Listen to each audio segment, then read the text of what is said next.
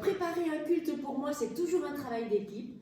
Donc je remercie tout particulièrement Françoise et Liliane qui vont nous accompagner pour la musique et qui ont participé aussi. Sacha, qui bien sûr est à la technique. Est-ce que tu veux dire pourquoi tu as ton bidule devant toi? Pour enregistrer le culte et le diffuser sur le site internet depuis demain. Eh ben voilà, vous savez tout. Voilà. Merci Françoise.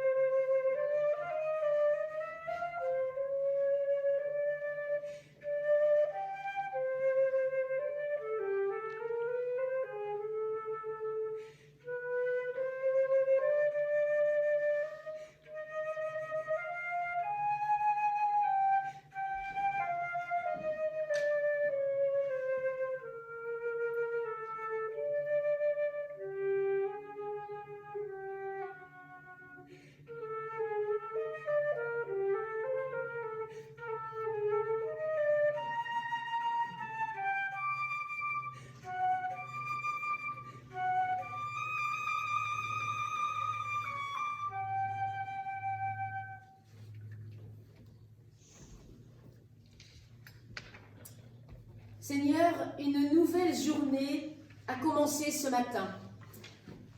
Nous voilà tous réunis avant de reprendre ensuite chacun notre route.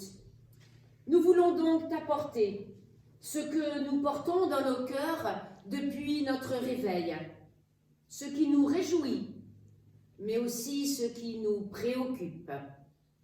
Aujourd'hui, donne-nous la paix et la force d'accueillir ce que nous aurons à traverser. Aujourd'hui, donne-nous du temps pour réfléchir et du temps pour s'arrêter. Aujourd'hui, donne-nous du temps pour aimer et du temps pour pardonner.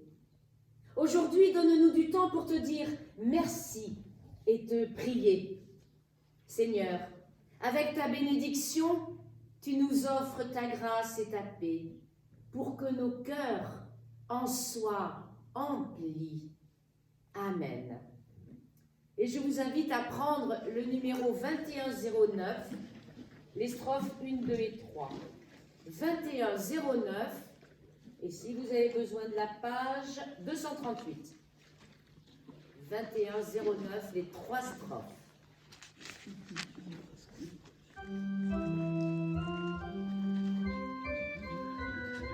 Et je vous invite à prendre.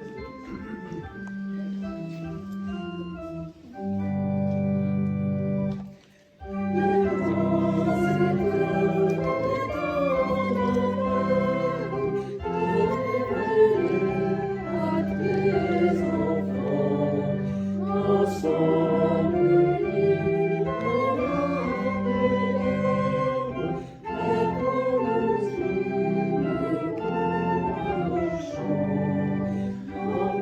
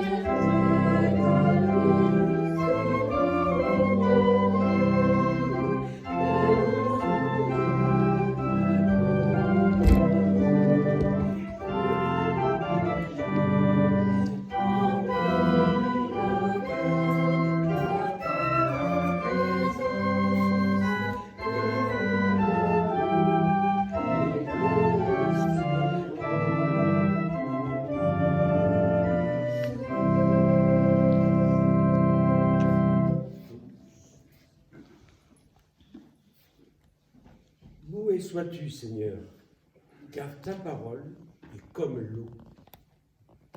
Rafraîchis-nous à sa source, plonge-nous dans son courant, entraîne-nous vers la mer.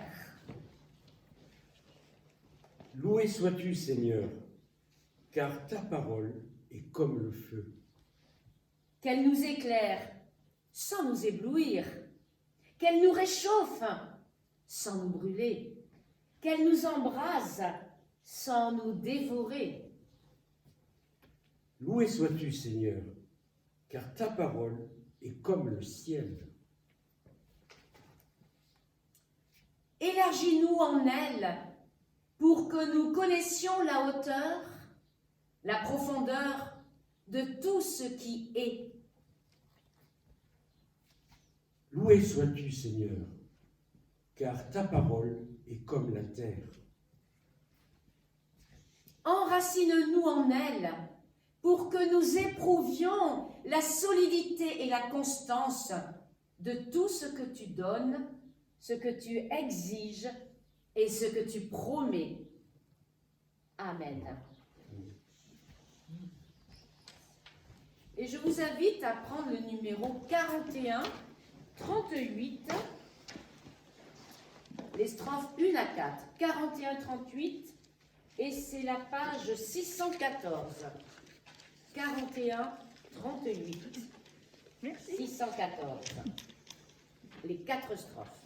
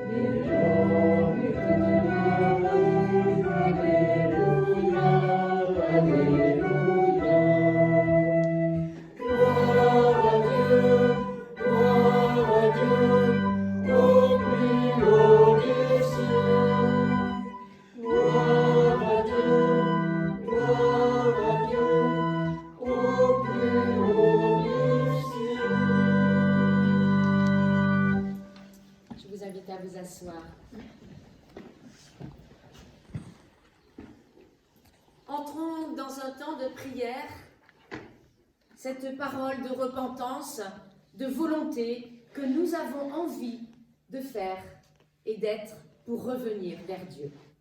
Prions.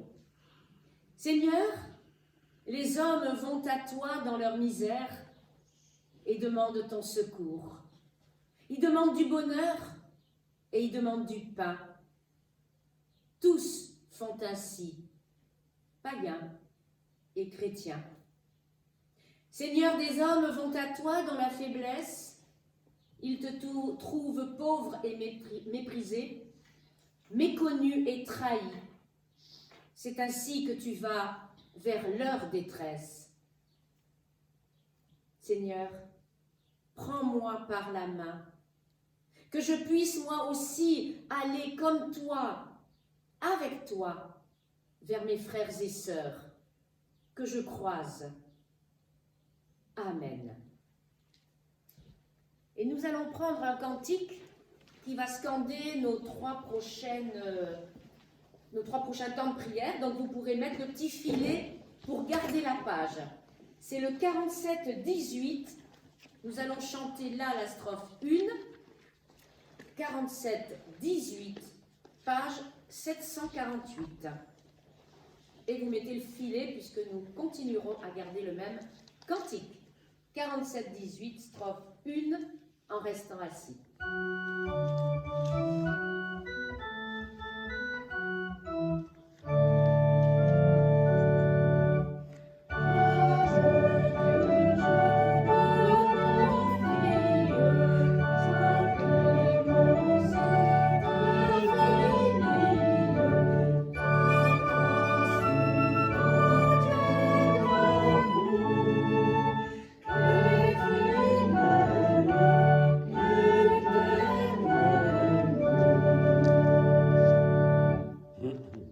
Recevoir les paroles de pardon de la part de Dieu, je partage ceci avec vous.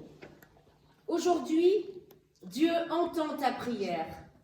Il connaît ton désir de revenir vers lui et de faire ainsi acte volontairement de repentance. Aujourd'hui, Dieu donne à tous ceux qui se tournent vers lui dans sa bonté infinie. Aujourd'hui, Dieu fait grâce. Il offre son pardon et il renouvelle sans cesse son amour, sa miséricorde et sa paix à chacune et à chacun. Amen. Et nous prenons le même cantique, la strophe 3, et nous pouvons nous lever pour la chanter, pour ceux qui peuvent. Strophe 3.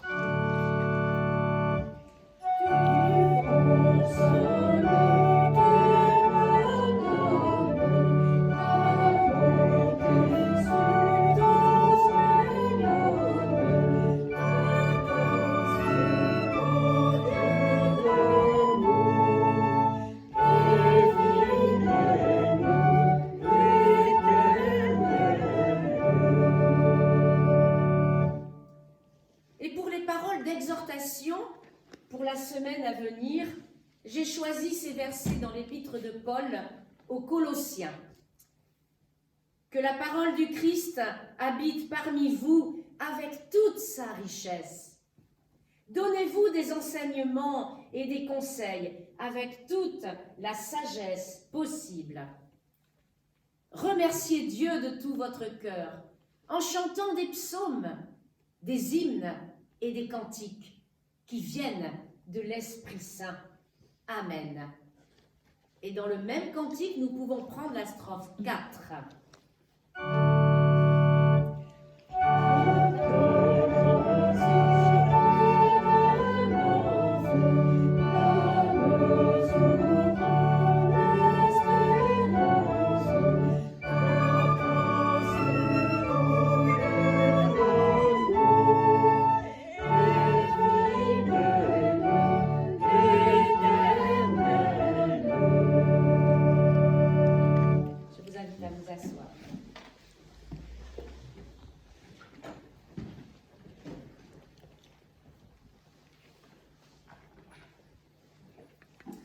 Avant d'ouvrir la Bible, je vous invite à la prière. Prions. Quelle merveille d'être là en silence.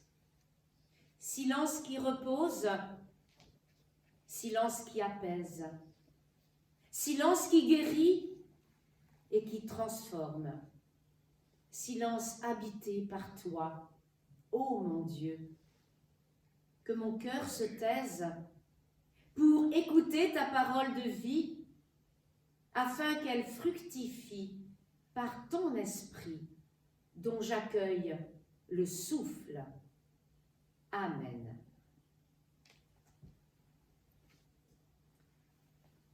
J'ai choisi de partager avec vous et de méditer ce matin le psaume numéro 1. Je ne vous dis pas le titre, je vous le dirai tout à l'heure. Je vous invite à écouter le psaume. Heureux l'homme qui ne suit pas les projets des méchants, qui ne s'arrête pas sur le chemin des pécheurs et qui ne s'assied pas parmi les insolents, mais qui trouve son plaisir dans la loi du Seigneur et qui redit sa loi jour et nuit. Il est comme un arbre planté près des canaux d'irrigation qui donne son fruit en son temps et dont le feuillage ne se flétrit pas. Tout ce qu'il fait lui réussit. Il n'en est pas ainsi des méchants. Ils sont comme la paille que le vent emporte. C'est pourquoi les méchants ne se tiendront pas debout au jugement, ni les pécheurs dans la communauté des justes. Car le Seigneur connaît la voie des justes, mais la voie des méchants se perd.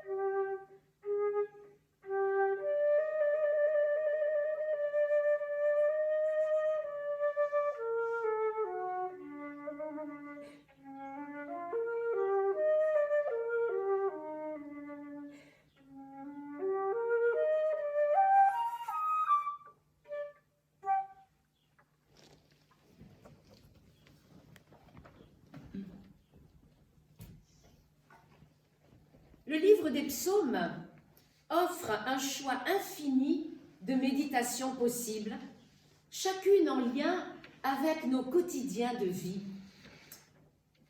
Personnellement, je ne me lasse pas de les lire, de les méditer, et notamment aujourd'hui de partager avec vous quelques pistes pour nos enseignements, nos cheminements spirituels, nos réflexions, mais aussi nos questionnements. Christine Renoir, dans son livre intitulé « Un chemin de vie avec les psaumes », dit ceci, je la cite. « Chaque psaume fait parcourir à celui qui le lit un chemin de vie, car les sentiments qui y sont exprimés ne restent pas sans réponse. Nos émotions, notre ressenti, les affects qui sont les nôtres sont transformés lorsqu'ils sont portés devant Dieu. Un chemin se fait du sentiment de solitude et d'abandon vers la confiance, d'être entendu de Dieu et donc du désespoir peut-être vers l'espérance. » Fin de la citation. En effet, n'avons-nous pas les uns et les autres expérimenté combien lire un psaume va immanquablement nous rejoindre, nous parler, faire résonance avec quelque chose qui nous touche, qui donne sens à une émotion, un sentiment, un ressenti du moment. Oui, la lecture d'un psaume accompagne notre chemin de vie avec ce Père qui se rend du coup présent dans nos vies au travers de ces paroles écrites il y a bien longtemps par quelqu'un qui nous ressemble. Alors ce psaume 1, me direz-vous, que peut-il nous apporter, nous dire? Comment le recevons-nous dans nos chemins de vie avec Jésus? Ce psaume a reçu le titre « Le vrai bonheur », tout un programme. Et croyez-moi, ce n'est pas une publicité mensongère. Le premier mot de ce psaume est souvent traduit de l'hébreu par « heureux », mais il a aussi un autre sens, « en marche ». En effet, ce mot aborde l'idée du mouvement, de la mise en route, avec deux propositions qui sont faites au lecteur, soit suivre le conseil des méchants, soit rechercher celui voulu par Dieu. Alors suivre la route des méchants, c'est s'y engager, s'y arrêter, s'asseoir, bref, courir le risque de se laisser enfermer, de se laisser endurcir vis-à-vis de tout ce que la création de Dieu nous offre. Mais outre le registre moral, il y a aussi dans cette tentation de s'arrêter et de s'asseoir la tentation de l'immobilisme, du repli frileusement sur soi, de ne plus être ouvert à ce que la vie peut nous offrir de nouveau, de beau, de surprenant, d'inattendu, mais peut-être aussi de difficile, auxquels nous sommes appelés à faire face. Mais nous serons aidés dans cette épreuve à traverser. Les premiers versets parlent des méchants, des pécheurs, des insolents. Dans d'autres traductions, il est dit des moqueurs. Cette référence peut résonner en chacun de nous, car elle n'est pas éloignée de ces rencontres faciles que nous pouvons avoir fait ou que nous ferons. Le méchant, le pécheur, l'insolent ou le moqueur sont ces caractéristiques de celui que nous pouvons croiser chaque jour dans nos quotidiens de vie.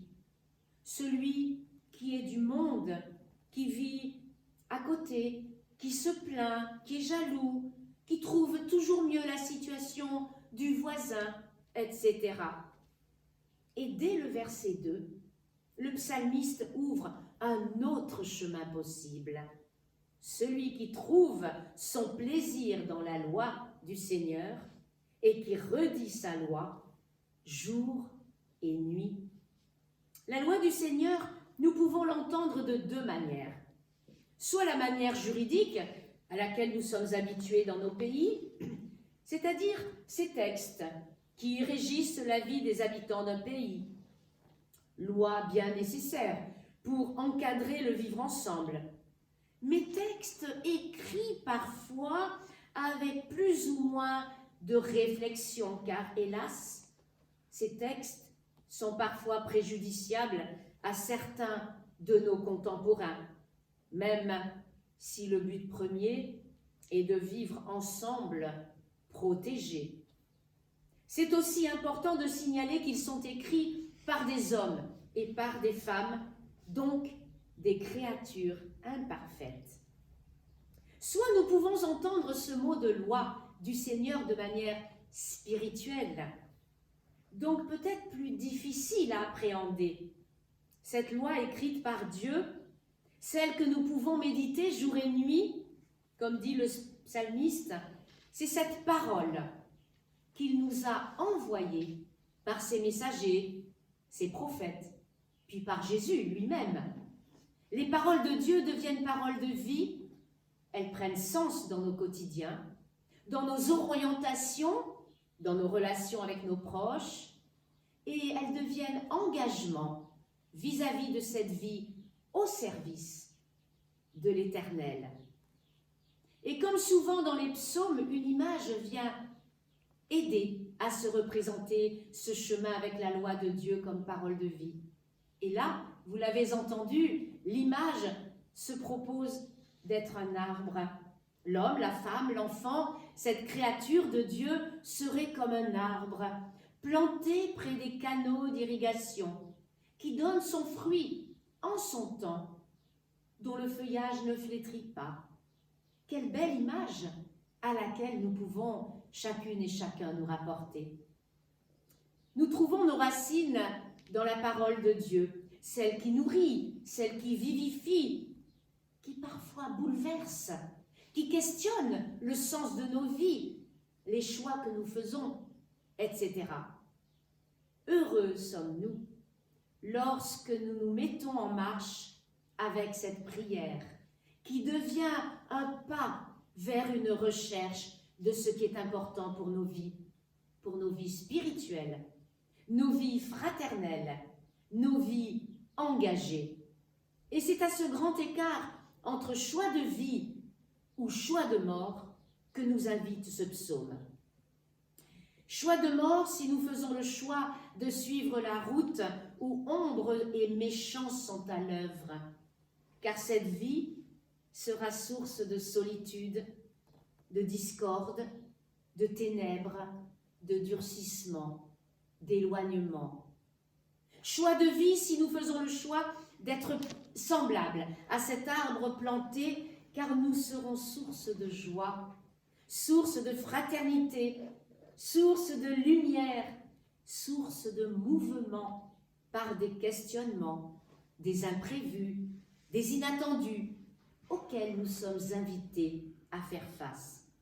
Ceci est aussi dit, rappelé dans le livre du Deutéronome, « J'ai planté devant toi la vie et la mort, dit l'Éternel.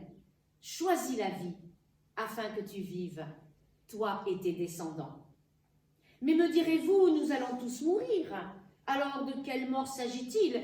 Et du coup, de quelle vie s'agit-il? Eh oui, nous sommes tous appelés à mourir, à cette vie terrestre. Cette vie qui n'est que passage, qui est expérience de vie les uns avec les autres. Cette vie où la parole devient phare dans nos vies. Cette vie où nous apprenons des uns et des autres. Cette vie où nous luttons pour que paix, justice et amour voulus par Dieu deviennent partagés par nos frères et sœurs, avec nos frères et sœurs. Cette autre manière de vivre est celle aussi du Christ, cette vie qui se commence sur terre et qui se poursuit ensuite. Cette vie confiée totalement à celui qui peut tout, à celui qui par son Fils, Jésus, devenu le Christ, nous appelle à être des témoins dans le monde, sans être du monde. Voilà pourquoi la traduction « en marche » de « heureux » prend tout son sens. Nous n'avons pas peur de la mort, puisqu'elle est vie. Vie en celui qui est créateur du monde, vie en celui qui pourvoit, qui apaise, qui conduit et qui abreuve. Plaçons notre confiance en celui à qui tout est possible et qui nous exhorte. Heureux l'homme qui trouve son plaisir dans la loi du Seigneur et qui redit sa loi jour et nuit. Amen.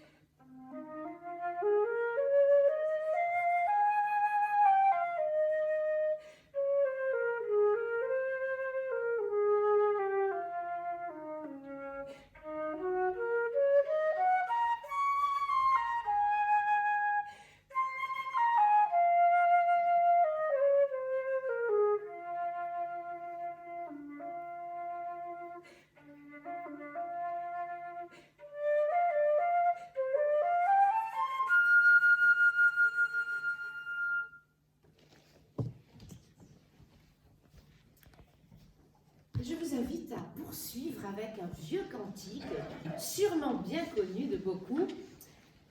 Le numéro 4510, J'ai soif de ta présence, à la page 691, 691, 4510, et nous prendrons les 3 strophes.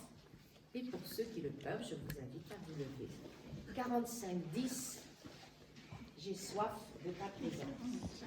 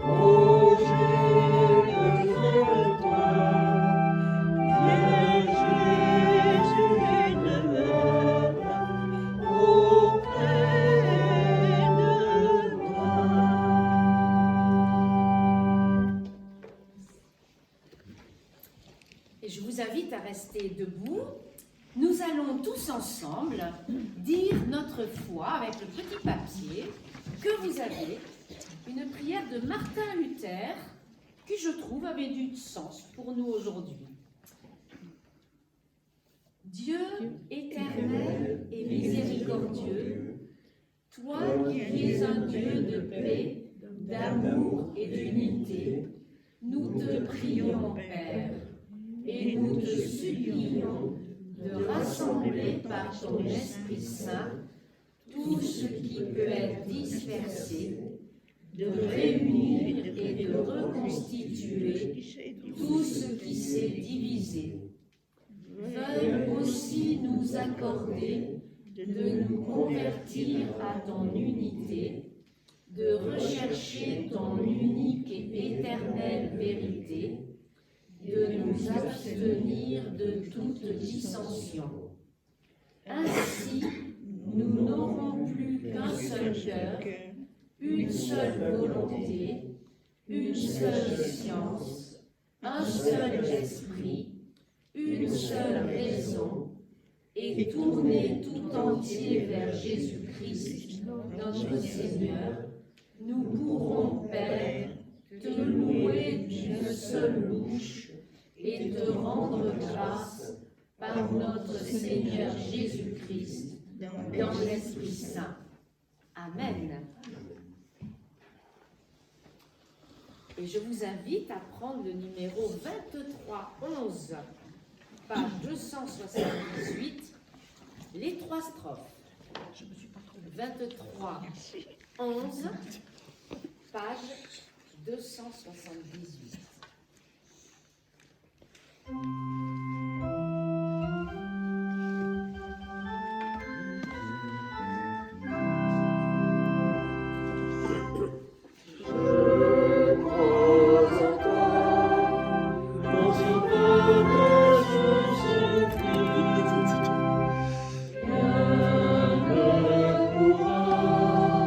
De mon cœur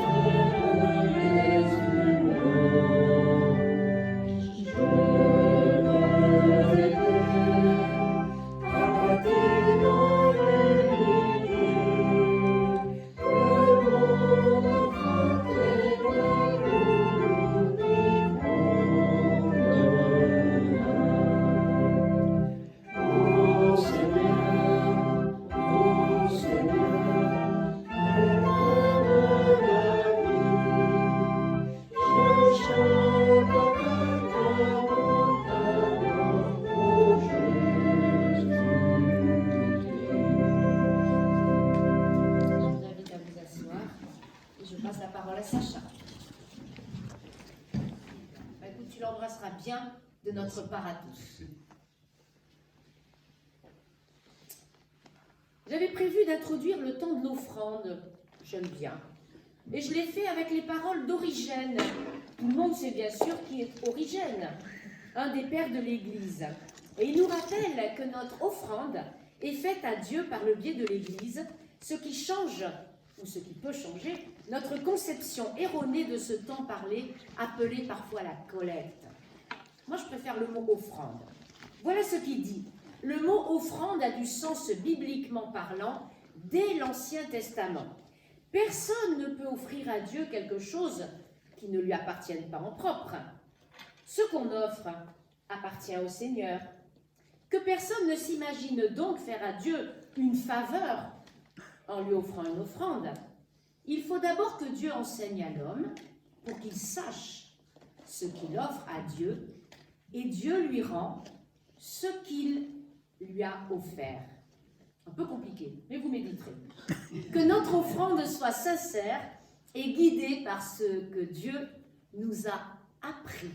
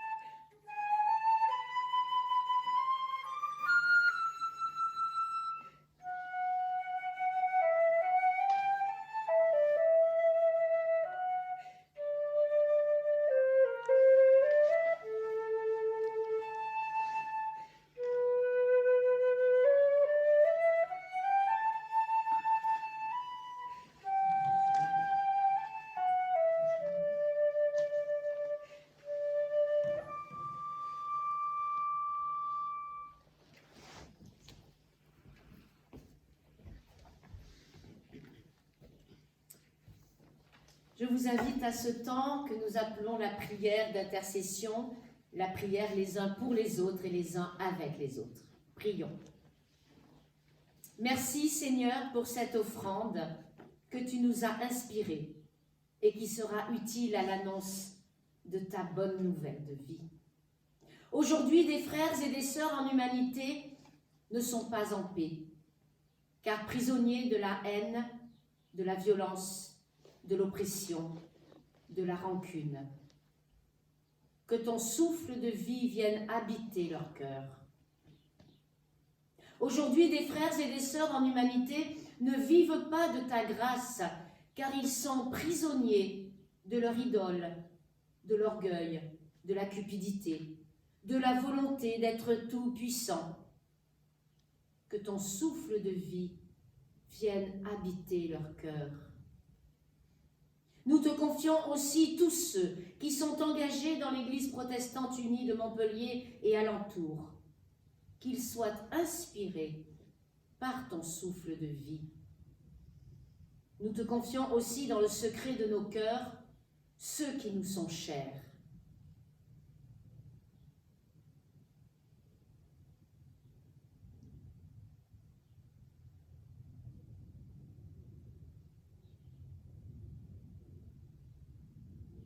Et ensemble, à haute voix, nous réunissons toutes nos intentions de prière dans celles enseignées par le Christ lui-même. Notre Père, qui es aux cieux, que ton nom soit sanctifié, que ton règne vienne, que ta volonté soit faite sur la terre comme au ciel. Donne-nous aujourd'hui notre pain de ce jour. Pardonne-nous nos offenses, comme nous pardonnons aussi à ceux qui nous ont offensés. Ne nous laisse pas entrer en tentation, mais délivre-nous du mal. Car c'est à toi qu'appartiennent le règne, la puissance et la gloire, au siècle des siècles. Amen. Et en guise de parole d'envoi, je partage ceci avec vous. Seigneur, tu as les paroles de vie. Tu as besoin de nous pour aller les proclamer ici et maintenant. Tu as besoin de nous pour les mettre en relation avec ceux qui croisent nos routes. Tu as besoin de nous pour les planter en et toi seul fais pousser cet évangile de la bonne nouvelle, car ton royaume débute ici et maintenant. Alors soyons prêts chaque jour qui nous est donné à être tes jardiniers dans cette création qui est la tienne. Et pour recevoir les paroles de bien que Dieu veut pour chacune et chacun de vous, je vous invite à vous lever.